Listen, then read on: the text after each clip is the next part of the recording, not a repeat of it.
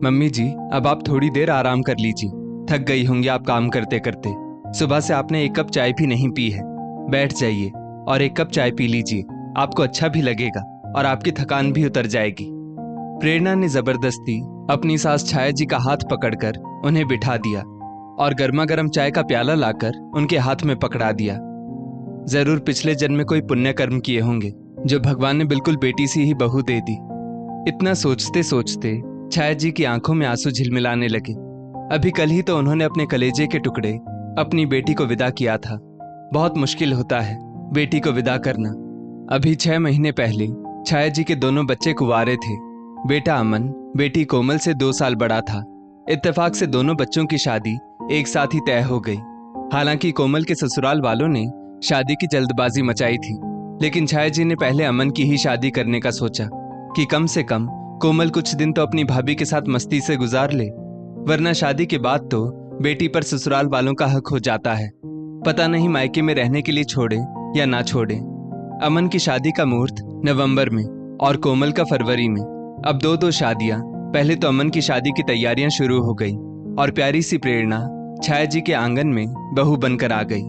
नाम के अनुरूप सबके लिए प्रेरणा वाली, स्वभाव तो इतना अच्छा कि क्या कहने। कोमल को वो बिल्कुल अपनी छोटी बहन रेशु के समान ही समझती। दोनों ननद भौजाई साथ साथ काम भी करती और दोनों के बीच चुहलबाजी भी चलती रहती।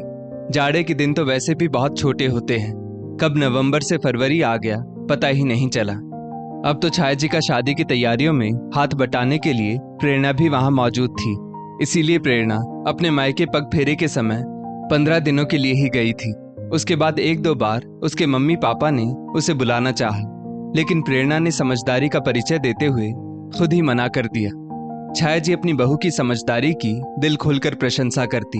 हालांकि वो मन ही मन मायके की छटपटाहट को समझती थी, क्योंकि बेटियों के लिए मायका तो सबसे ज्यादा मायने रखता है, खासकर नई नवेली ब्याहता के लिए। लेकिन मजबूरी वश प्रेरणा को मायके भेजने के लिए चुप हो जाती, क्योंकि अब अकेले इतना काम उनसे होता नहीं था। कोमल की शादी का दिन भी आ गया। पूरे घर में अमन की शादी की ही तरह मेहमानों की गहमा गहमी छाई हुई थी। हलवाई, बिजली और टेंट इत्यादि ये सब काम छाया जी के पति उमेश जी और बेटा अमन देख रहे थे। और प्रेरणा तो छाया जी का जैसे बिल्कुल दाहिना हाथ बनी हुई थी। अगर प्रेरणा इतना सहयोग ना देती तो मेरे लिए बहुत मुश्किल हो जाता, क्योंकि बेटी की शादी में तो तमाम काम होते हैं। प्रेरणा के मम्मी पापा भी आए हुए थे और जरूरत के हिसाब से अपना सहयोग भी दे रहे थे। और कोमल छाया जी का आंगन छोड़कर अपने पिया का आंगन गुलजार करने के लिए चल दी। सारे मेहमान कल ही विदा हो गए थे।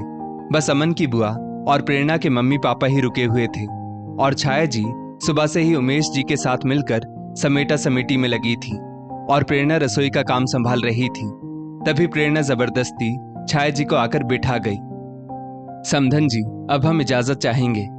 थोड़ी देर बाद प्रेरणा के मम्मी पापा छाया जी से आकर बोले, अरे इतनी जल्दी क्या है, शाम तक चले जाइएगा, 2 घंटों में घर पहुंच जाएंगे।